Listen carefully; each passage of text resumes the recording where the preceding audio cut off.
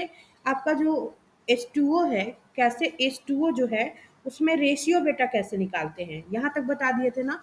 अब इस तरीके से किसी भी चीज़ का अगर आपको निकालने के लिए दे देगा सरलतम अनुपात, इस तरीके से जो कोई भी किसी भी यौगिक में, जैसे कार्बन डाइऑक्साइड एक यौगिक है, इस यौगिक में कार्बन और ऑक्सीजन का अगर आपसे रेशियो पूछेगा तो आप सब निकाल लीजिएगा, कोई दिक्कत।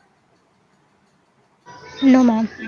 अब फलक थोड़ा निकाल के बता दो आप, हालांकि 2-3 बच्चे नहीं थे, आप थी, बताइए कैसे क्या होगा कार्बन डाइऑक्साइड का रेशियो। यहाँ पे आ गया 3:8, कैसे आया, यहाँ पे लिखा हुआ है, आप बोल रहे थे 1:3, ये नहीं होगा बेटा, क्योंकि कार्बन का जो है ना, नहीं मैम, वो थोड़ा कंफ्यूजन हो गई थी इसीलिए। कोई बात नहीं। कार्बन का जो है एटॉमिक नंबर 6 होता है और एटॉमिक मास 12 होता है। तो एटॉमिक मास लिखेंगे ना यहाँ पे, जब कभी भी लिखेंगे तो यहाँ पे द्रव्यमान का काम होता है, द्रव्यमान का अनुपात निकाला जाता है। तो आपका 12 आया तो कार्बन का 12 हो जाएगा। और फिर एक ऑक्सीजन के परमाणु का जो परमाणु द्रव्यमान होता है वो ऑक्सीजन का 8 एटॉमिक नंबर और 16 इसका परमाणु द्रव्यमान होता है। तो आपके दो यहाँ पे परमाणु दिए गए हैं ऑक्सीजन के, तो इन दोनों का जो वेट हो जाएगा 16 दूनी 32 हो जाएगा। तो 12/32 या 12:32 करके आप इसको काट सकते हो, जो आ जाएगा आपका 3:8, इसका आंसर हो जाएगा।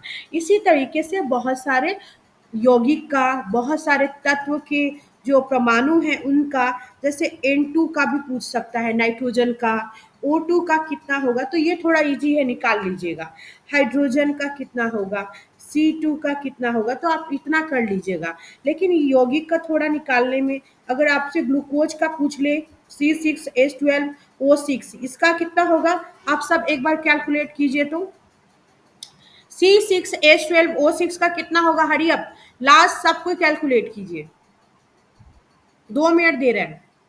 ये हमारा हो गया ग्लूकोज का C6H12O6 का, कैसे आपको आया ये पूरा रेशियो, ये हमारा आंसर हो गया। समझ में आ गया सबको? जिसको नहीं आया हो थोड़ा देख लेना, पिछला अपना रिवीजन करना, क्योंकि जरूरी है, नहीं तो थोड़ा दिक्कत होगा। अब चले आते हैं आयन क्या होता है।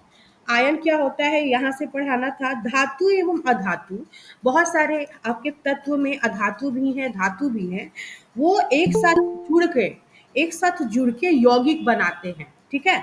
और यौगिक जो होते हैं आवेशित कणों से बने होते हैं, वो जो बनता है उसको हम बोलते हैं आवेशित यौगिक। जैसे कि NaCl, NaCl ये कैसे बना है, जब आपका आपका जो सोडियम है अपना एक इलेक्ट्रॉन क्लोरीन को देता है, और क्लोरीन जो है एक इलेक्ट्रॉन को उससे लेता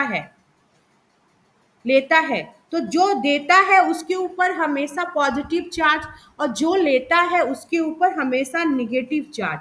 तो इनके चार्ज से जो भी यौगिक बनता है उसको हम आयनिक यौगिक बोलते हैं।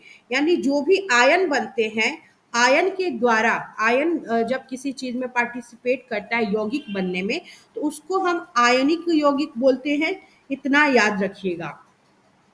तो इसमें क्या होता है ना, जब भी आयनिक यौगिक बनेगा तो आपका पहला एक तो धातु होगा और दूसरा अधातु होगा। जैसे आपका सोडियम धातु है और क्लोरीन एक अधातु है।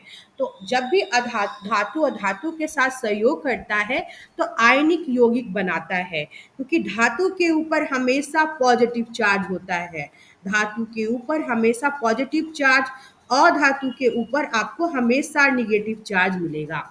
और पॉजिटिव निगेटिव ये आयन है, आप सबको पता है। एक को हम धनायन बोलेंगे पॉजिटिव को, और निगेटिव वाले को ऋणायन बोलते हैं, याद रहेगा।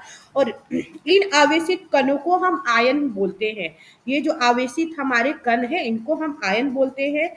आयन एक आवेशित परमाणु अथवा परमाणुओं का ऐसा समूह होता है, या तो आयन बनेगा तो उसमें एक आपका परमाणु होगा या परमाणुओं का समूह होगा। जैसे हो सकता है, कैसे परमाणुओं का समूह होगा, जस्ट नीचे दिया गया है, या तो एक परमाणु के ऊपर प्लस या नेगेटिव चार्ज होगा, या एक से अधिक धातु, एक से अधिक जब नंबर हो जाएगा उसके ऊपर भी पॉजिटिव या निगेटिव चार्ज हो सकता है। तो वही लिखा है, आयन एक आवेशित परमाणु होता है अथवा परमाणुओं का एक ऐसा समूह होता है, या तो N2 के फॉर्म में होगा या सीधे N होगा, ऐसा होगा। तो या उसका समूह होता है या खुद स्वतः एक परमाणु होता है जिस पर नेट आवेश विद्यमान होता है। नेट आवेश कहने का मतलब पूरा चार्ज उसका जो पॉजिटिव है वो उस पर विद्यमान होता है, पूरा चार्ज। यानी सोडियम का जो पूरा चार्ज है ना बेटा, +1, ये इसके ऊपर चार्ज है। क्लोरीन का पूरा चार्ज इसके ऊपर विद्यमान है, माइनस। ठीक है, तो ये इसके ऊपर पूरा विद्यमान होता है, इसको नेट आवेश बोलते हैं।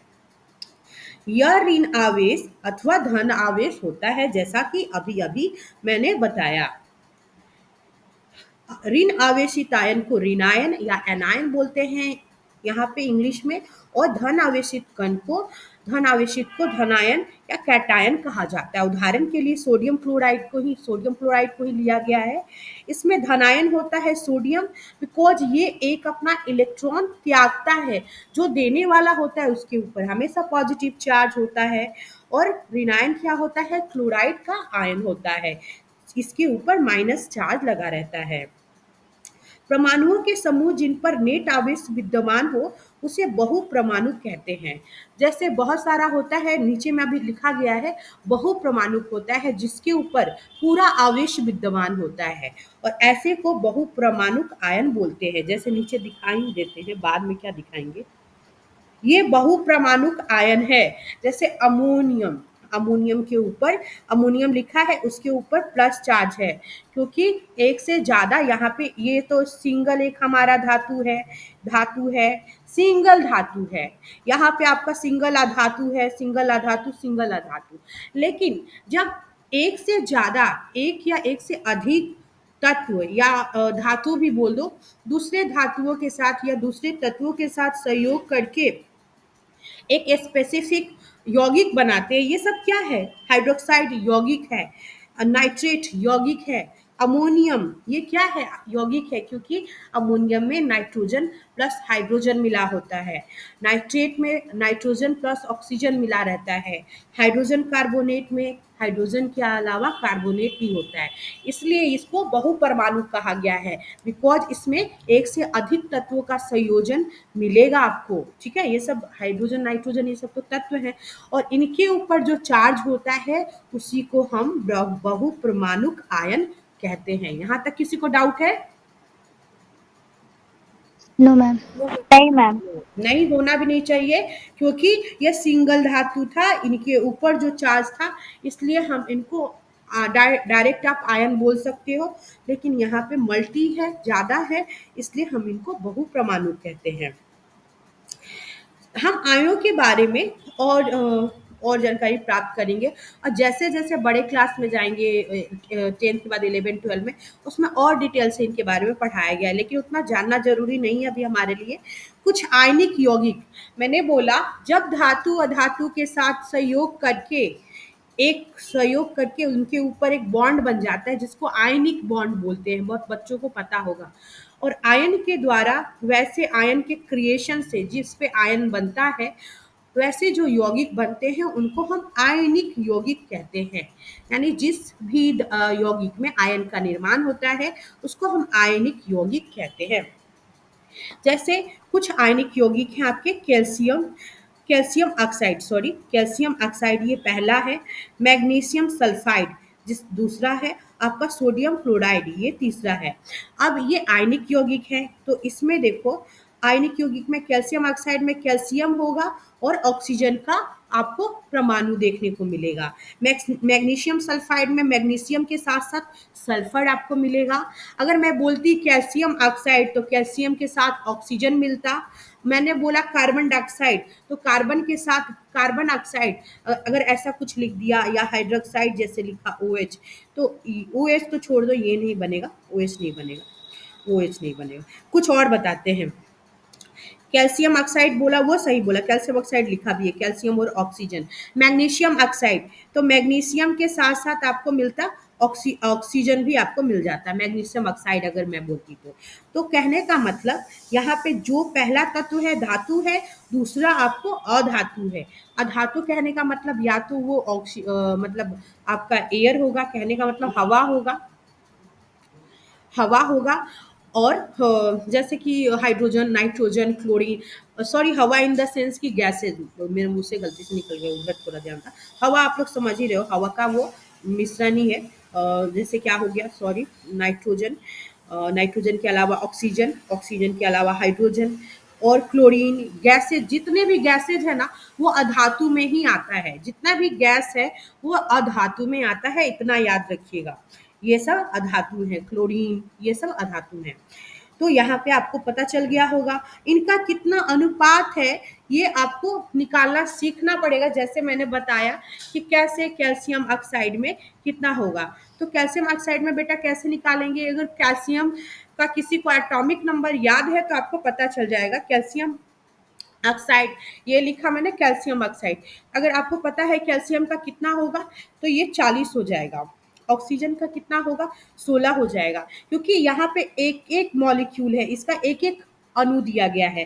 कैल्शियम का एक अणु है, ऑक्सीजन का भी एक, सॉरी, कैल्शियम का एक परमाणु और ऑक्सीजन का एक परमाणु, लेकिन हम दोनों को इकट्ठा अगर बोलेंगे तो हम बोलेंगे कैल्शियम ऑक्साइड का एक आपका अणु है। कैल्शियम ऑक्साइड का एक अणु हो गया ये, लेकिन मैं अलग अलग पढ़ती तो उसको परमाणु बोलती, क्योंकि अणु से भी छोटा होता है परमाणु। और परमाणु अपने अस्तित्व में आसानी से स्वतंत्र रूप से नहीं घूमता, लेकिन अणु स्वतंत्र रूप से रह सकता है, घूम सकता है। तो ये है आपका अणु, ठीक है, ना कि परमाणु। तो यहाँ पे आप रेशियो काट लो, 8 की टेबल में 8 टू जस्ट 16, 8 5 जा, 4 रेशियो। 5:2 ना बेटा, 40 यस मैम, 40। 5 रेशियो। हाँ, ये आ गया यहाँ पे देखो 5:2। अगर आपको इस तरीके से पता होगा तो आप निकाल लीजिएगा, आसानी से कर मैम लीजिए। HCO3 अभी यहाँ पे जो यौगिक था उसका अगर निकाले तो 1:1:4 कहाँ होगा। कहाँ पे लिखा है SCO3, बताओ ना, मैम ऊपर लिखा हुआ था। कहाँ पे बेटा, एक मिनट मैं देखती हूँ। आपने लिखा HCO3, HCO3, यहाँ पे आप इसको आप मैम मैंने निकाला तो 1:4 आएगा, मैंने अच्छा जो ठीक है, निकाला। ठीक है, एक मिनट। हाइड्रोजन तो आपका एक ही इसका परमाणु है, तो हाइड्रोजन का मास कितना हो जाएगा, एक हो जाएगा।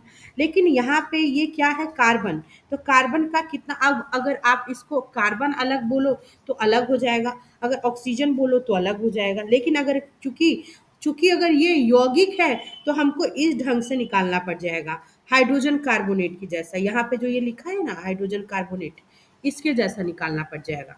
ठीक है, देखो ये इसी तरह सीखते हैं। यहाँ पे आपका फिर ये इसका कितना है, कार्बन का कितना हो गया, कार्बन का 12। 12, ऑक्सीजन का कितना हो जाएगा, एक का 16 होता है तो तीन परमाणु का 48। 48, तो फिर यही आ जाएगा 1:12:48, क्योंकि ये कटेगा ही नहीं, इतना बड़ा रेशियो चला है, ठीक है। और चूंकि ये बेटा जो है ना ये बहुपरमाणु आयन है आपका, यहाँ पे आप हाइड्रोजन कार्बोनेट देखिए, और इसके ऊपर माइनस चार्ज है, एक माइनस चार्ज है, इसका मतलब ये इलेक्ट्रॉन को ग्रहण करता है ना। यहाँ पे हम लोग पढ़े थे कि बहुपरमाणु आयन क्या होता है, मैंने ये बताया था। और ये बहुपरमाणु आयन भी है, साथ साथ ये यौगिक भी है, क्योंकि इसमें आपको एक या एक से अधिक, दो से अधिक तत्व भी मिलेगा। जैसे अमोनिया में आपको नाइट्रोजन, हाइड्रोजन, इसमें हाइड्रोजन कार्बोनेट में हाइड्रोजन, कार्बन और ऑक्सीजन तीनों आपको मिल रहा है। तो ये एक आपके आयनिक यौगिक है, ठीक है, आयन है इनके ऊपर चार्ज, ठीक है। इनको आपको ये पूरा बेटा इसको याद करना पड़ेगा, और अपर क्लास में इसको सिखाया गया है कि कैसे इसको याद किया जाता है। इसके ऊपर हम तब तक समझा सकते हैं आपको जब तक आपका याद नहीं रहेगा, हम कितना भी पढ़ा ले थोड़ा ट्रिकी और टफ लगेगा। जैसे सोडियम के ऊपर आपका एक पॉजिटिव चार्ज है, इसका मतलब एक ये इलेक्ट्रॉन दे सकता है, दे इसने एक सकता है। इलेक्ट्रॉन दे दिया है, एक चार्ज का मतलब ये डोनेट किया है एक, आपका इलेक्ट्रॉन। क्लोरीन के ऊपर आपका एक इलेक्ट्रॉन लेने की प्रवृत्ति है, तो इसके ऊपर एक माइनस चार्ज है। ठीक है, पहले इसको बताते हैं। यहाँ पे भी एक चार्ज है, ये भी एक दे सकता है, या ये भी एक दे सकता है। लेकिन इसके ऊपर मैग्नीशियम के ऊपर दो चार्ज है, इसका मतलब ये दो इलेक्ट्रॉन को दे सकता है। इन सब के ऊपर दो चार्ज है, ये दो दे सकते हैं इलेक्ट्रॉन।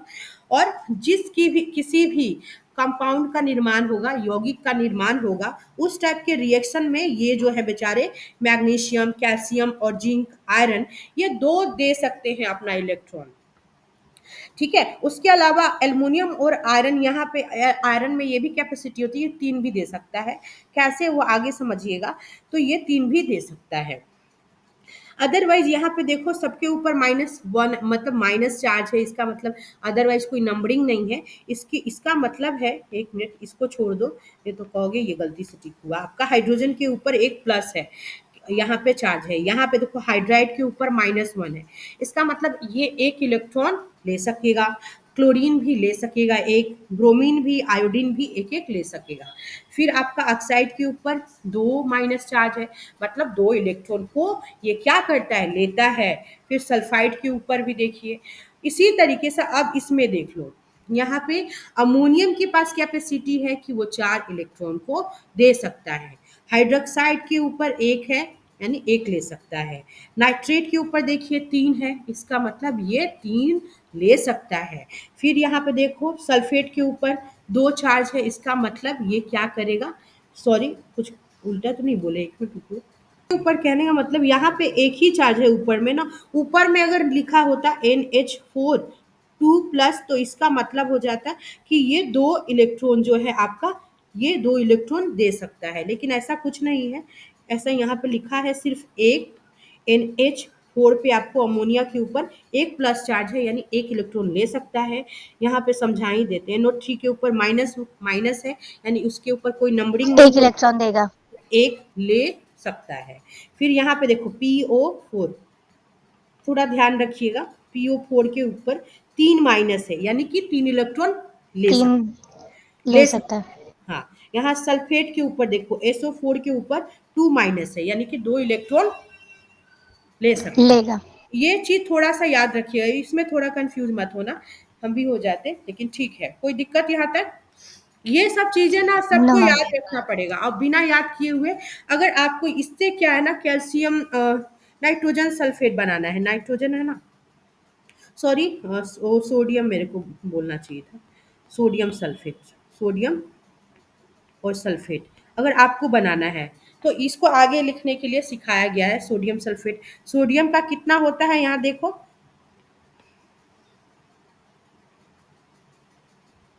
सोडियम का कितना लिखा हुआ है, एक प्लस लिखा है, यानी कि 1 एक कैसे, इलेक्ट्रॉन। एक। और आपका सल्फेट का कितना लिखा है, यहाँ पे देखिए सल्फेट का 2 लिखा है, 2 लिखा है ना, यहाँ पे 2 यस 2 मैम। लिखा है ना। थोड़ा सा जूम कर देते हैं। कहने का मतलब जब ये बनाओगे, आप सोडियम सल्फेट बनाओगे, यहीं पे लिखते हैं सोडियम और सल्फेट का SO4 होता है, इनके ऊपर, इनके नीचे नीचे इनका ही मान लिख दीजिए, इसका 2 है और इसका। और जब आप ऐसा यौगिक बनाएंगे, तो इसके ऊपर जो फार्मूला क्रिएट करते हैं हम लोग, इनके यौगिक का फार्मूला क्रिएट करते हैं, तो अब इस वाले मान को इसके पैर के नीचे और इस वाले मान को इसके पैर के नीचे लिख देते हैं, यानी Na2SO4 1, यानी 1 को तो लिखते नहीं है। अब ये आपका बन गया सोडियम सल्फेट। समझ में आया। फिर से दूसरा यस मैम। भी देते हैं, दूसरा भी समझाते हैं। जैसे आपका कैल्शियम, मान लो कि कोई और सल्फेट बनाते हैं, मैग्नीशियम सल्फेट बनाते हैं, तो मैग्नीशियम का देखिए क्या लिखा है, पहले लिख लो मैग्नीशियम का कितना लिखा हुआ है। मैग्नीशियम का कितना है, 2। और सल्फेट टू। का कितना है, SO4 का 2। SO4 का भी शायद 2 ही है, 2। अब 2 है, 2 है, दोनों के पैर के नीचे क्रॉस करके लिख लीजिए, तो मैग्नीशियम का भी 2, और ये M two G two S O four की होल टॉइस। Mg2SO4 की एस ओ फोर की होल टॉइस। वाइस, तो ये आ गया इसका। अगर आप इसका मन चाहे तो लिखिए भी, क्योंकि ये 2 2 है, आई डोंट थिंक कि इसको लिखना जरूरी है, लेकिन इसको चेकआउट कर लेना। मैं MgSO4 ही लिखा रहेगा, 2 2 कैंसिल हो जाएगा, क्योंकि दोनों तो नंबर सेम ही है। ठीक है, क्योंकि दोनों सेम है तो कट ही जाएगा, जाहिर सी बात है।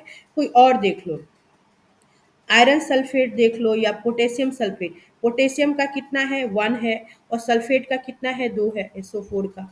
अब लिख लो यहाँ पे K2SO4 आ गया ना, K2SO4। के आपका चला गया इसके पैर के नीचे, और सल्फेट का इसके पैर के नीचे आपका बन गया।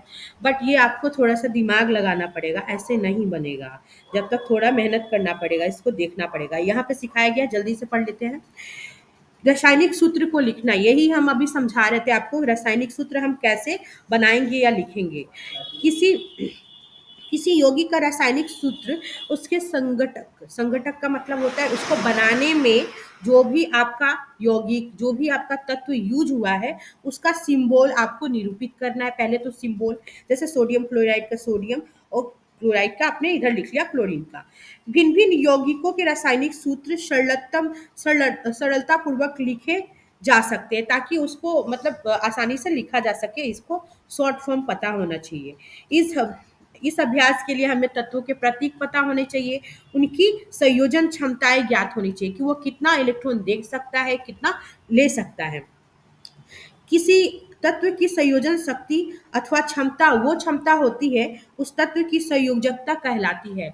यानी कि कितना इलेक्ट्रॉन है उसके पास एक्स्ट्रा, उसकी कक्षा को पूरा करने के बाद जितना वो डोनेट कर सकता है, वही उसकी वैलेंसी कहलाती है ना। और उसको वैलेंसी इलेक्ट्रॉन भी बोलते हैं। जो भी एक्स्ट्रा इलेक्ट्रॉन होता है किसी भी तत्व के पास, जिसको वो किसी भी केमिकल रिएक्शन में दे सकता है या ले सकता है, that is called valency electron, या संयोजी इलेक्ट्रॉन भी बोलते हैं। उसके बारे में यहाँ नहीं लिखा गया है, आपको नेक्स्ट कक्षा में पढ़ना पड़ेगा। संयोजी इलेक्ट्रॉन जो किसी भी केमिकल रिएक्शन में पार्टिसिपेट करता है। किसी एक तत्व के परमाणु दूसरे तत्व के परमाणुओं के साथ किस प्रकार से संयोजित होकर एक रासायनिक यौगिक का निर्माण करते हैं। कैसे एक तत्व का परमाणु दूसरे परमाणु के साथ सहयोग करके एक यौगिक बनाएगा, केमिकल कंपाउंड बनाएगा, वो उसके बारे में आपको देखना है। इसको ज्ञात करने के लिए संयोजकता का उपयोग किया जाता है, यानी वैलेंसी का। जैसे मैंने लिखा 282, ये किसका एटॉमिक नंबर है, 8 2 10 और 2 12, तो ये मैग्नीशियम का एटॉमिक नंबर हो गया। और ये मैंने क्या लिखा, एक मिनट रुक जाइए, यहाँ पे मैंने ये क्या लिखा है, ये इसकी संयोजकता मैंने लिखी है 2, कोई भाग रहा है, 2 8 और 2, ये है मैग्नीशियम का एटॉमिक नंबर। यहाँ पे 2 और 8 ये अपने अपने कक्षा में जब स्टेबलाइज करके रह पाते हैं तो ये आराम से रह जाते हैं। लेकिन इस वाले कक्षा को पूरा करने के लिए यहाँ पे इलेक्ट्रॉन की कमी होती है, जिसकी वजह से मैग्नीशियम में कैपेसिटी है कि ये अपना 2 इलेक्ट्रॉन क्या कर सकता है, ये दे सकता है, इसको दे डोनेट कर सकता है। सकता है। इसलिए मैग्नीशियम के ऊपर आप लोग देखे होंगे 2+ का चार्ज लगा होगा। यहाँ पे देख लो, पता चल जाएगा। पता चल गया कैसे ये आया, पता चला। Yes ma'am. इसके पास जो जितना भी वैलेंसी इलेक्ट्रॉन होता है तो केमिकल रसायन प्रक्रिया में भाग लेता है, उसी का चार्ज ऊपर में डिनोट किया रहता है। लेकिन अगर हमको इन सब का एटॉमिक नंबर नहीं पता होगा तो हम नहीं निकाल पाएंगे कि कितना वो संयोजकता कर सकता है, कितना उसका वैलेंसी इलेक्ट्रॉन है जो किसी भी रासायनिक प्रक्रिया में भाग लेगा। किसी तत्व के परमाणु की संयोजकता को उसके हाथ अथवा भुजा के रूप में विचार किया जा सकता है। यानी आप समझ जाइए कि उसका जो एक हाथ है और उसकी एक भुजा है, ये इसकी वैलेंसी के बारे में बताया जा रहा है, इससे कंपेयर किया जा रहा है।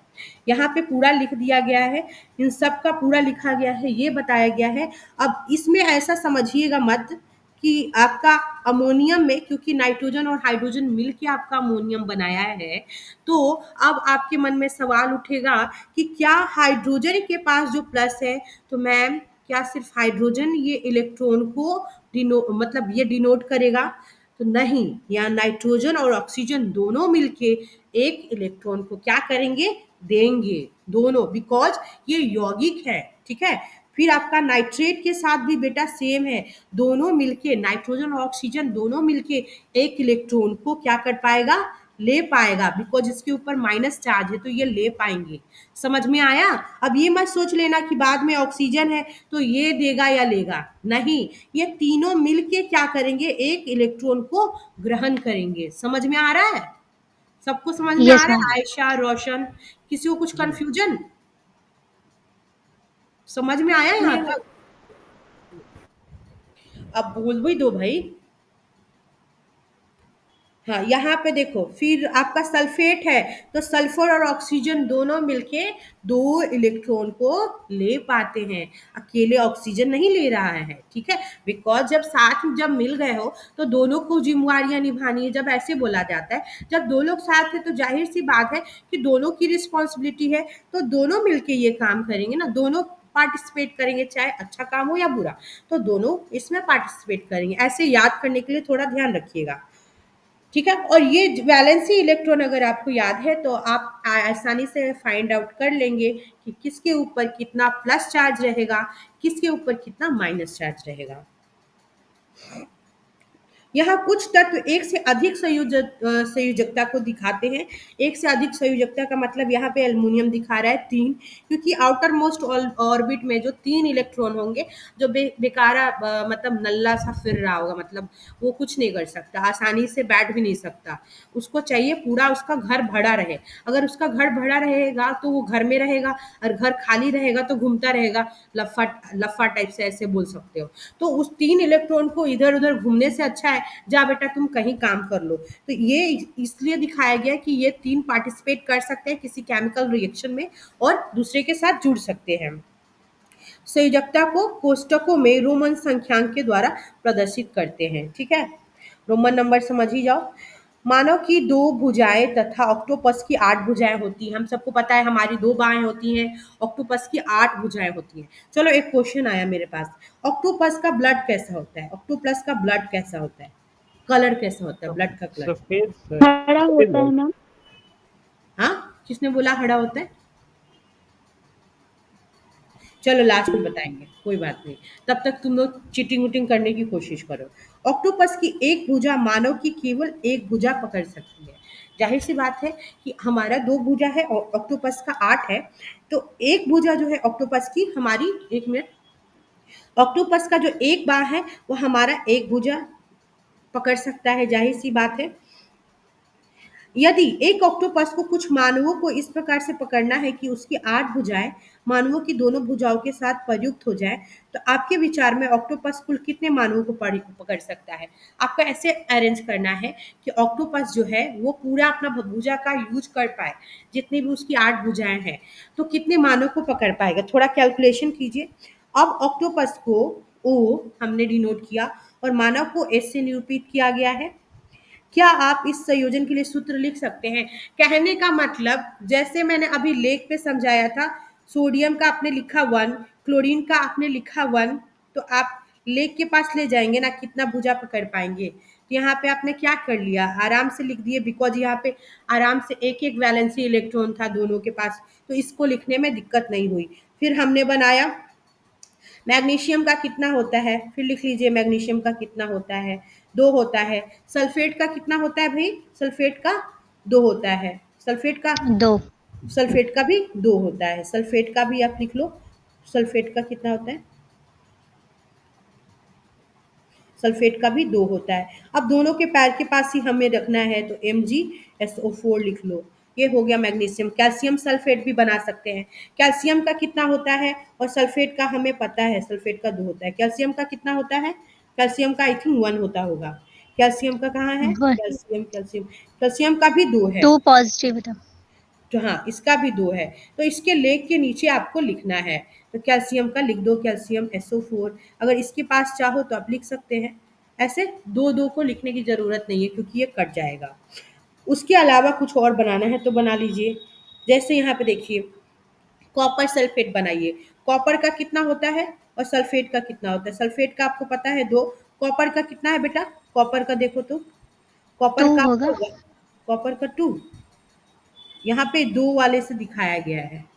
यहाँ पे 2 कॉपर है, यानी कि एक पे क्या है, पॉजिटिव चार्ज है, 2 चार्ज है, एक पे निगेटिव, मतलब एक ही चार्ज है। इसको हम बाद में बताते हैं ऐसा क्यों किया गया है। इसी वाले को ले लो, उसी वाले को ले लो। अगर पहला 1 चार्ज है तो इसके पास चला जाएगा और ये इसके पास आ जाएगा, पैर के पास, ये बन जाएगा Cu2SO4।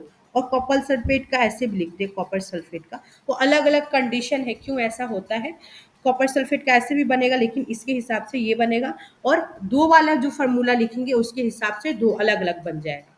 यानी इस वाले के हिसाब से दोनों दोनों का दो दो कैंसिल हो जाएगा, और आपका बन जाएगा कॉपर सल्फेट, ये वाला बन जाएगा दोनों का दो दो। यहाँ पे यही बताया जा रहा है कि कितना पैर पकड़ सकता है। ओ एच को सूत्र प्राप्त करने के लिए कितना पैर पकड़ेगा ओ एच फोर को जब हम लिखेंगे, तो ऐसा करके ये समझाया गया। कुछ खास नहीं है इसमें। कुछ सरल एवं बहुपरमाणु आयनों की संयुक्तताएं दी गई हैं 3.6 में। संयोजकता के बारे में हम और अधिक अगले अध्याय में पढ़ेंगे। रासायनिक सूत्र लिखते समय आपको नियमों का पालन करना चाहिए। ये सारे नियम हमें पता होना चाहिए। क्या क्या? कुछ तत्व जो है मैंने यहाँ पे पढ़ा था अभी, जैसे कि फिर से बता देते हैं। पढ़ा था पर ध्यान नहीं दे पाए होंगे आप लोग। यहाँ पे कैल्शियम के लिए, कॉपर के लिए 2 भी दिया गया है और कॉपर के लिए 1 भी दिया गया है। यहाँ लिखा है कि कुछ तत्व जो है एक से अधिक संयोजकता दिखाते हैं, मतलब वो वैलेंसी अपनी कभी कभी 1 भी दिखाएंगे, कभी कभी 2 भी दिखाएंगे। उसी संयोजकता को कोष्टकों में रोमन नंबर के द्वारा, यानी कि यहाँ पे 2 के द्वारा, it is a Roman number 1 2 ऐसे ही लिखते हैं ना बेटा। रोमन नंबर यही लिखते हैं ना, यही लिखते हैं ना रोमन नंबर। Yes ma'am. हाँ, तो ये है आपका रोमन नंबर 1 और ये है आपका 2। तो यहाँ पे आपका 1 इलेक्ट्रॉन का है, यहाँ पे 2 इलेक्ट्रॉन को देने की कैपेसिटी है। तो कुछ ऐसे तत्व हैं जो ऐसी मतलब क्रिएटिविटी दिखाते हैं। तो फिर उतना जानना नहीं है, बड़े क्लास में पढ़ना है, उसको दिखाया गया है आपको, है ना। आयन की संयोजकता अथवा आवेश संतुलित होना चाहिए, दोनों संतुलित होना चाहिए। कैसे होना चाहिए नेक्स्ट क्लास में पढ़िएगा, बस इतना पहले जान जाइए कैसे संयोजित होता है।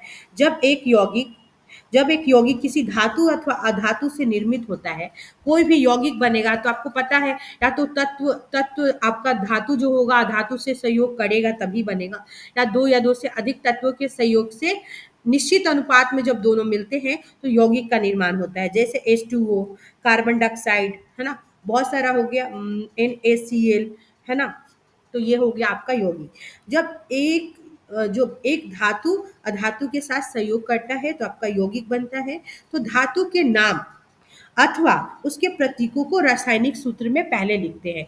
जब आप इस तरीके से, अब रासायनिक सूत्र चूंकि हमें लिखना है तो पहले रासायनिक सूत्र को लिखा जाता है। जैसे उदाहरण के लिए कैल्शियम ऑक्साइड CaO आया, sodium chloride NaCl, iron sulphide FeS, copper oxide CuO इत्यादि। जहां पर ऑक्सीजन, क्लोरीन, सल्फर ये क्या है, अधातुएं हैं। मैंने पहले भी समझाया कि पहले हमेशा केमिकल रिएक्शन होगा तो पहले धातु को प्रधानता दी जाएगी। पहले जैसे सोडियम क्लोराइड, सोडियम धातु है, क्लोराइड अधातु है। पोटेशियम क्लोराइड, है ना, पोटेशियम धातु है, क्लोराइड अधातु है। इसी तरीके से आयरन ऑक्साइड, तो आयरन आपका धातु है, ऑक्साइड आपका अधातु है। ये पूरा चार्ट अगर आप अभी देखे हो, इस चार्ट में ये पूरा दिया गया है। अधात्विक तत्व ये है आपके, और ये आपके धात्विक तत्व हैं, ठीक है। तो इस चीज को यहाँ पे बताया गया है दाई ओर, तथा उन्हें दाई ओर लिखते हैं। जो आपका धातु है उसको हमेशा हम दाई ओर लिखते हैं। जैसे कैल्शियम ऑक्साइड में वो बाद में, NaCl में Cl हमारा दाई ओर है, फिर FeO फेरस ऑक्साइड में ऑक्साइड आपका फिर बाद में आ गया। तो ये जितने भी MgO। हाँ MgO, बहुत अच्छा फलक, MgO ऑक्साइड आपका बाद में आ गया। HCl अगर आपने लिखा, HCl में तो चूंकि छोड़ दो, ये छोड़ ही दो, फिर कंफ्यूज हो गए, क्योंकि हाइड्रोजन भी आपको पता है हमारा एक धातु ही है, उसको छोड़ आपका MgO, ठीक है।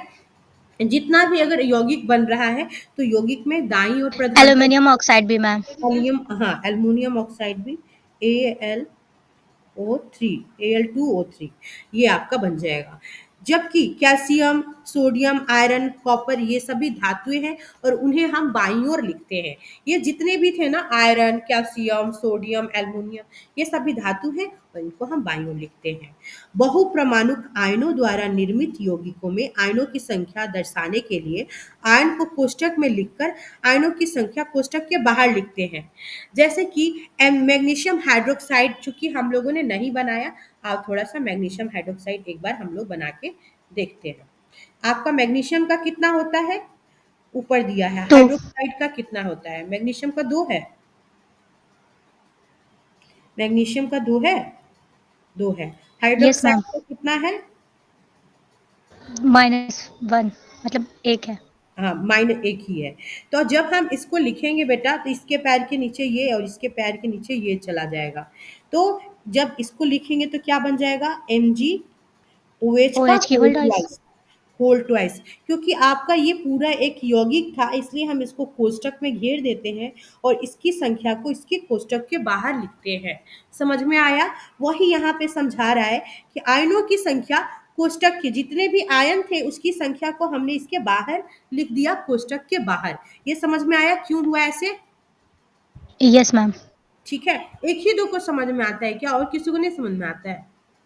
तो फिर बोलिए ना, नहीं समझ में आ रहा तो भी यहाँ पे आपको क्यों इसके ब्रैकेट के बाहर लिखना पड़ा हमें, ये समझ जाइए। अच्छी बात है। यदि बहुप्रमाणुक आयन की संख्या एक हो तो कोष्ठक की आवश्यकता नहीं होती है। जैसे बहुत सारे हैं ना, सोडियम हाइड्रोक्साइड में NaOH है, तो उनमें कोई ज़रूरत नहीं है। सोडियम का आपको पता है एक होगा, 1 हाइड्रोक्साइड का होता है। कितना होगा? एक होगा। तो इसमें लिखने की ज़रूरत नहीं है, NaOH हो गया। पोटेशियम का कितना होता है? और हाइड्रोक्साइड का तो वन ही होता है। पोटेशियम का भी आई थिंक एक ही 1 ही होता है। होता है। वन कहा गया? वन ही होता है। पोटेशियम वन होता है, ठीक है। और यहाँ पे भी आपको चूंकि जरूरत नहीं पड़ेगा, KOH लिखा ही रहता है, तो इससे समझ जाइए। हाँ, तो एक एक रहती है तो वहां पे आपको जरूरत नहीं होती है कोष्ठक को लिखने की या इस तरीके से कोष्ठक को लगाने की।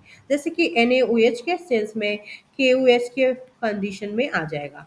सरल यौगिकों का सूत्र, बहुत सारा सिंपल कंपाउंड होता है, उसको हम कैसे लिखते हैं उसके लिए सूत्र बताया गया है।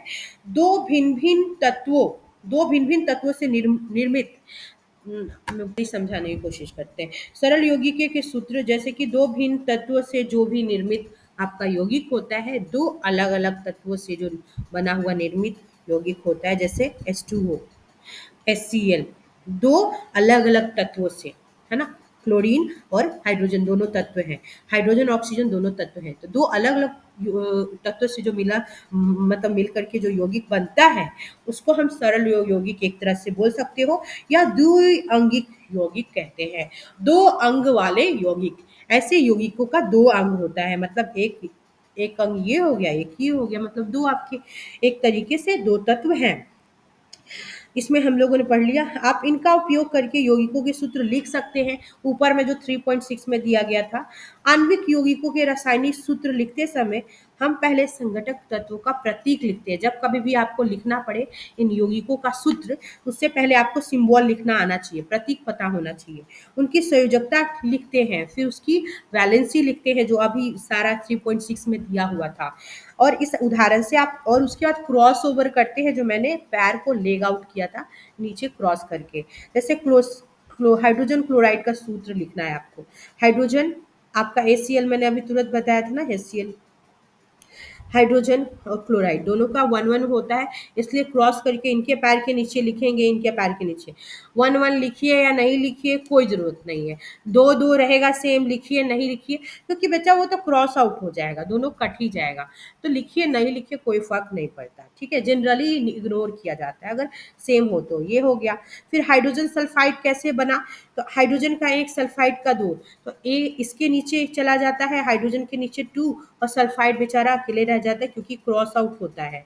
समझ में आया ये कैसे हो गया? तो इसका यस मैम। बना हाइड्रोजन सल्फाइड, ठीक है।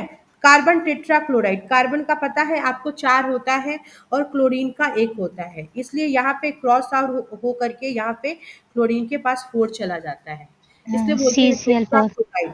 ये कार 4 इसका क्लोराइड हो जाता है। मैग्नीशियम क्लोराइड का सूत्र ज्ञात करने के लिए पहले हम धनायन का संकेत यानी Mg2+ आयन लिखते हैं, इसके पश्चात ऋणायन क्लोराइड लिखते हैं, क्योंकि पता है पहले धातु को लिखते हैं, पश्चात इनके आवेशों को आरा तिरछा करके हम सूत्र प्राप्त करते हैं, जैसे कि यहाँ पे किया गया है, जैसे मैंने अभी समझाया। तो क्लोराइड का आपने लिखा, तो मैग्नीशियम का 2 होता है, क्लोराइड का 1, तो आप इसको क्रॉस आउट कर दीजिए, आ जाएगा ये। यहाँ तक कोई दिक्कत? ये तो इजी था, दिक्कत किसी को? Yes ma'am. इस प्रकार हम देखते हैं कि मैग्नीशियम क्लोराइड के अणु में दो क्लोराइड का आयन होता है, दो क्लोराइड आयन थे, प्रत्येक मैग्नीशियम आयन के लिए होता है, यानी प्रत्येक मैग्नीशियम आयन के लिए दो क्लोरीन का आयन होगा, ठीक है। प्रत्येक मैग्नीशियम आयन के लिए आपका क्लोराइड का एक आयन होगा ही होगा, यही बताया गया है।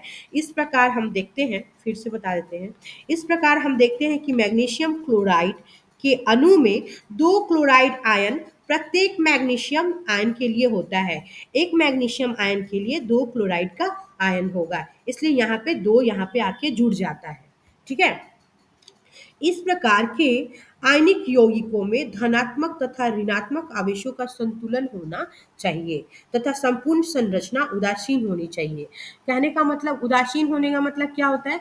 सारी संरचना उदासीन होने का मतलब, मैम न्यूट्रल हो जाएंगे, उसके पास इलेक्ट्रॉन नहीं रहेगा। हाँ, जैसे कहने का कि न्यूट्रल होने का मतलब, अगर आपके पास एक्स्ट्रा है तो आप किसी को दे दो जिसको उसकी जरूरत है, तो न्यूट्रल हो गया। Yes ma'am. अगर आपके पास कोई चीज ज्यादा है तो आप उसको दे दीजिए, जिसके पास नहीं है उसके पास भी आ जाएगा। दैट इज कॉल्ड इक्वलिटी, और you can say in scientific language में हम बोल सकते हैं कि न्यूट्रल हो जाना। न्यूट्रल होना हमारी सोसाइटी में भी एक वर्ड है। आप किसी के लिए भी बहुत ज्यादा किसी के तरफ नहीं जाएंगे, ना किसी का बायसनेस दिखाएंगे, ना किसी को अच्छा बोलेंगे, ना किसी को बुरा बोलेंगे। That is called neutral. समझ रहे हो आप? उसी यस मैम। तरीके से साइंस वाले में क्या है, आपके पास दो इलेक्ट्रॉन ज्यादा है और बेचारे को दो की जरूरत है, वो बेचारा बेचैन है दो के बिना, तो उसको आप दे दीजिए ना। ठीक है, that is called neutral. Neutral होना चाहिए। समझ में आया? तो यहाँ पे जो दो तीन का खेल देख रहे हो ना, नीचे में दो एक्स्ट्रा जिसके पास, तीन एक्स्ट्रा जिसके पास, उसको दो एक्स्ट्रा है तो उसको दो जरूरत है तो दो दे दो, किसी को तीन जरूरत है तो तीन दे दो। अगर आपके पास तीन जरूरत है मुझे, तो आप मुझे तीन दे दीजिए। आपको दो की जरूरत है तो मैं आपको दो दे देता हूँ, बात बराबर हो गई। ध्यान देने योग्य बात यह है कि इस प्रकार के सूत्रों में आयनों के आवेशों को नहीं दिखाया जाता, यानी चार्ज जो लगा रहता है उसको डिनोट नहीं किया जाता। जैसे एल्युमिनियम ऑक्साइड का सूत्र जब हम लिखते हैं तो एल्युमिनियम का 3 आता है, ऑक्साइड का 2। इसको क्रॉसिंग ओवर करके, cross over, sorry crossing over तो बायो में, क्रॉस ओवर करके इसके लेग के नीचे Al2O3 करके लिख दीजिए आप। फिर आपका है कैल्शियम ऑक्साइड। दोनों में चूंकि दो प्लस था दो माइनस था, तो इसको हम नहीं लिखेंगे। यहाँ पर दोनों तत्वों की संयोजकताएं समान है। मैंने पहले भी बताया, शायद हम लोग मैग्नीशियम हाइड्रोक्साइड जब हम लिख रहे थे तो इसका सूत्र Ca2O2 प्राप्त होगा, किंतु हम इस प्रकार के सूत्र को CaO के रूप में सरलीकृत करते हैं। जाहिर सी बात है, दोनों का नंबर सेम है तो उसको हम लोग नेग्लेक्ट कर देते हैं, बिकॉज कट भी जाता है। अगर किसी का रेशियो अगर आपको निकालना है 2:2, तो इसको आप 1:1 लिख सकते हो ना बेटा। तो 1:1 को दिखाया जाता है क्या? 1:1 नहीं नो दिखाया मैम। जाता ना। अगर कैल्शियम कहीं लिखा है तो इसका मतलब कैल्शियम का एक आयन है। हाँ गुड़िया, कुछ बोल रहे हो बेटा? नहीं मैम, वही बोले तो नहीं दिखाता है। हाँ हाँ, नहीं दिखाते। और कैल्शियम लिखा है, इसका मतलब कैल्शियम एक एक एक अकेला इसका परमाणु है, लेकिन मैं दो लगा दूं तो आप समझोगे दो परमाणु है। एक को दिखाने के लिए कहीं भी हम नंबर का यूज नहीं करते। If more than one that is needed, number denote करने की जरूरत पड़ती है हमारा। ये दो से एक से ज्यादा हो गया तो। यहाँ तक किसी को डाउट है? नहीं है? नो जल्दी मैम। बोल। ठीक है। रोशन, आज आप कुछ बोल नहीं रहे हैं, टोटली कीप बोल मम्स, रहे क्या बात है? आप बोल एक रहे ही हैं बात बोल रहे में हैं मैम। नहीं बोले, समझ में आ रहा है? जी मैम, वो हाँ साउंड जा नहीं, नहीं रहा मैम, बोल रहे हैं। समझ में आ रहा है जी मैम। कैसे हम लिख रहे हैं? समझ में आ रहा है आपको? जी मैम। ठीक है, हम किसी दिन पूछ लेते हैं या टेस्ट ले लेते हैं, फिर पता चल जाएगा। ठीक है। जी मैम। बहुप्रमाणुक आयनों वाले यौगिक, बहुप्रमाणुक आयनों वाले जो यौगिक थे, जैसे कि नाइट्रेट था आपका, SCO3 था जो आपने फलक ने बताया। तो देखो आप इसको हम कैसे बनाएंगे, इसका इसका फॉर्मूला कैसे लिखेंगे। सोडियम का आपको लिखा हुआ है +1, मतलब एक होता है। नाइट्रेट का भी -1 होता है, वहां पे हम लोग लिखे थे। तो ये कट जाता है, चूंकि NaNO3 लेग आउट एक दूसरे के पास होगा, लेग के पास जाएगा। 1:1 तो दिखाएंगे नहीं। Na1 NO3 1 ऐसे लिखेंगे क्या? नहीं ना। तो NaNO3 लिख देंगे। समझ में आ गया? समझ में आया ना? जी ma'am. Yes ma'am. Calcium hydroxide का भी सेम है, तो कैल्शियम का 2 है, हाइड्रोक्साइड का 1 है। तो ये इसके पास चला जाता है, इसलिए CaOH का होल ट्वाइस दिखाना पड़ता है। और यहाँ पे इसलिए इसको ब्रैकेट में बंद कर देते हैं कि ये दोनों मिलके एक यौगिक बनाए। यौगिक बताते हैं। हाँ, तो इस दोनों यौगिक का कितना मॉलिक्यूल होगा, इसलिए हम इसको बाहर से कोष्टक में घेर देते हैं। जैसे हाइड्रोक्साइड हो गया, नाइट्रेट हो गया, सल्फेट हो गया, है ना? इसको हम कोष्टक में घेर देते हैं। ध्यान देने योग्य बात यह है कि कैल्शियम हाइड्रोक्साइड का सूत्र CaOH का होल ट्वाइस है, न कि CaOH2। अब ये आपको बताएगा, क्या हम इसको लिख देते बेटा ऐसे तो हम इसको कैल्शियम हाइड्रोक्साइड पढ़ सकते थे? नहीं पढ़ेंगे, तब ये गलती हो जाता।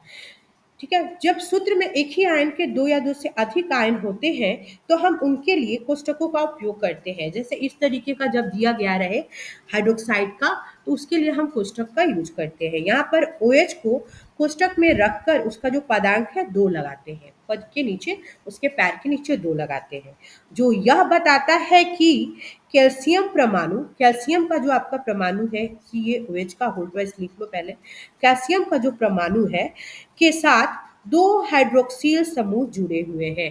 कैल्शियम के परमाणु के साथ हाइड्रोक्सिल का 2 अणु जुड़ा हुआ है, इसका 2 परमाणु जुड़ा हुआ है। दूसरे शब्दों में कैल्शियम हाइड्रोक्साइड में ऑक्सीजन एवं हाइड्रोजन प्रत्येक के 2-2 परमाणु है।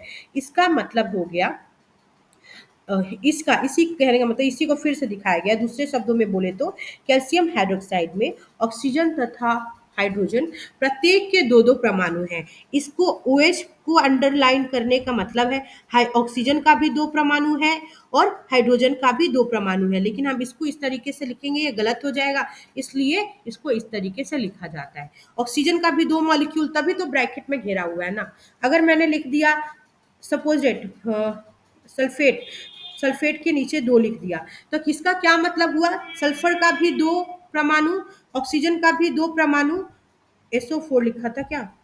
सल्फर के नीचे मान लो लिख दे तो इसका मतलब हुआ ना कि सल्फर का भी आपका 2 परमाणु, SO4 ही लिख लो भाई, जैसे आपको समझ में आ गया।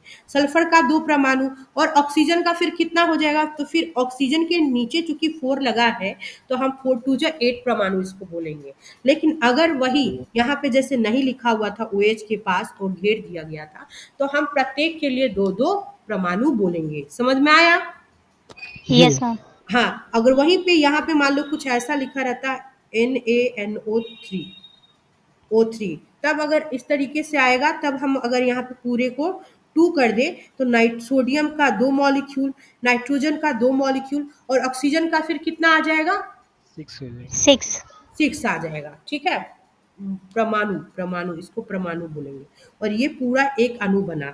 आपका कैल्शियम CaO लिखा मैंने, तो ये पूरा एक आपका अणु है, लेकिन हम अलग अलग बोल दे कैल्शियम का एक परमाणु, ऑक्सीजन का एक परमाणु जुड़ा हुआ है, तब कैल्शियम ऑक्साइड बना है।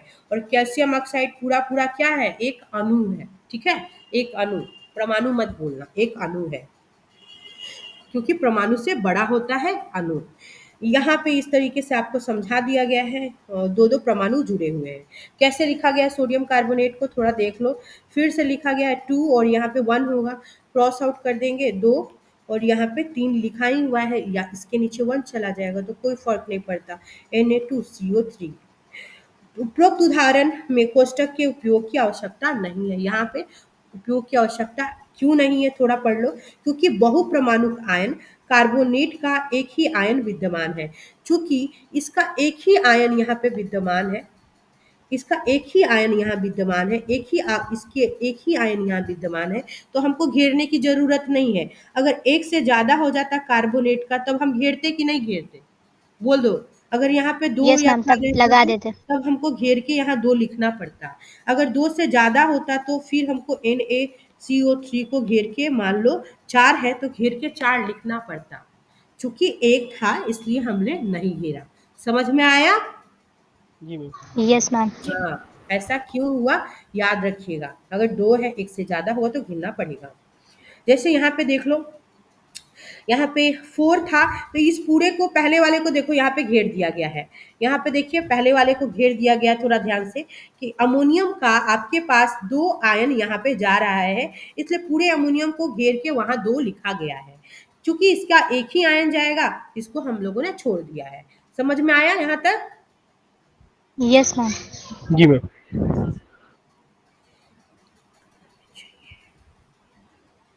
ये सब आपको निकालना है, ये सब आप लोग का काम है। आणविक द्रव्यमान क्या होता है? मॉलिक्यूलर वेट बोलते हैं। मॉलिक्यूलर वेट में कुछ नहीं करना पड़ता, सिंपल जोड़ देना पड़ता है। तो जल्दी समझा देते हैं। यहाँ से इंपॉर्टेंट जो दिया गया है, किसी पदार्थ का आणविक द्रव्यमान उसके सभी संघटक परमाणुओं के द्रव्यमानों का योग होता है। यानी आपको एक कोई भी चीज जो बनाया है आपने, जैसे मान लो कि कैल्शियम ऑक्साइड आपने बनाया है, तो इनको बनाने में जितना परमाणु यूज हुआ है, कैल्शियम का परमाणु, ऑक्सीजन का परमाणु, उनकी संख्या का, उनका जो मास है उसको जोड़ दीजिए, बस टोटल जोड़ दीजिए, वो है आपका आणविक द्रव्यमान। इस प्रकार यह अणु का वह सापेक्ष द्रव्यमान है जिसे परमाणु द्रव्यमान यूनिट यानी कि यू द्वारा दिखाया जाता है, यू के द्वारा दिखाया जाता है, व्यक्त किया जाता है। अगर क्या करेंगे, H2O का आपको आणविक द्रव्यमान निकालना है तो H2O का कैसे निकालेंगे? ये तो इजी है। H का कितना हो जाएगा? H का कितना हो जाएगा? मास कितना होगा H का? फलक H का कितना होगा? 1 जल में कितना हो जाएगा? ये टोटल हाइड्रोजन का 2 परमाणु है, तो दोनों परमाणु का कितना हो जाएगा? 2 2। ऑक्सीजन का कितना हो जाएगा? एक परमाणु है, उसका एक परमाणु का 16 मास कितना होगा? 16 ऑक्सीजन का 16। और दोनों का योग पूछ रहा है बेटा, तो दोनों का 2 + 16 कर देंगे, 18 18 यू लिख सकते हैं, लिख यस सकते मैम। हैं ना। ये है आपका H2O का आणविक द्रव्यमान। अब आपका नाइट्रिक एसिड का पूछ रहा है, जल्दी से आप लोग बताइए, हरी अप, आप लोग बताइए नाइट्रिक एसिड का क्या होगा? तो वहां पे अनन्या अनन्या ने यही काम किया था, है ना अनन्या? आपने यही काम किया था ना? मैम यही काम की आप थी। यही किए थे। इसको बोलते हैं आपका मॉलिक्यूलर वेट निकाल, मॉलिक्यूलर मास। आपका जो जितना भी मॉलिक्यूल यूज किया गया है, एक यौगिक को बनाने में जितना भी अणु आपका यूज हुआ है, उस टोटल अणु का आपको मास निकालना, द्रव्यमान। इसको हम बोलते हैं आणविक द्रव्यमान निकालना। इसमें कुछ नहीं करना। अगर आपको सिंपल है वाला है तो आराम से उसका दुगुना करके उसका मास निकाल लेते हो। जैसे नाइट्रोजन का 7 होता है तो 7 दूनी 14 उसका मास हो गया। ऑक्सीजन का 8 तो 8 दूनी 16। लेकिन कहीं कहीं पे दिक्कत होगा, 20-30 तक याद करना जरूरी है। तो इजी है तो आसानी से हो जाता है। यहाँ पे फिर जोड़ लो एक एक का पार्टिकुलर, फिर जोड़ के टोटल ऐड कर दो, वो आपका आ गया लास्ट में कितना हो गया। समझ में आ गया यहाँ तक?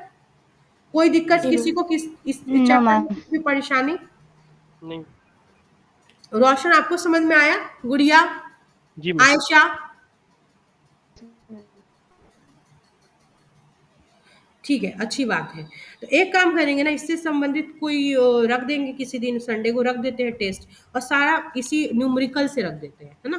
क्योंकि आप लोग जी तो ये कर लेते हो क्वेश्चन वाला, क्वेश्चन आया टाइप से, और यहाँ पे रख देंगे हम न्यूमेरिकल टाइप से, देखते हैं कितने बच्चे उसमें पास होते हैं। ठीक है,